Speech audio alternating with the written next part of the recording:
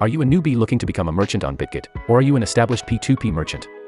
Bitget provides exclusive prizes for you all as always. Engage in activity to get the joys and advantages of working with Bitget. I will go into detail about the prizes in this video. So let's get started without further ado. The following lists have 3 different work types and 3 offerings that are appropriate for this occasion, making it easier for merchants to complete one of them. Offer 1, completing P2P buy orders will earn you up to $500 in the first 2 weeks of becoming a merchant. Offer 2, receive $100 for completing orders at a reasonable cost and big volume. Offer 3, use Bitget P2P to earn up to $25 every week. Offer 1, within the first 2 weeks, you can earn up to $500 by completing P2P buy orders. New merchants may win $1 for each order they fulfill in the first 2 weeks of signing up as a vendor. Only orders placed by independent users are totaled.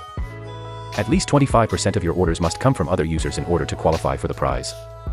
Offer 2, get $100 for completing orders at high volume every week.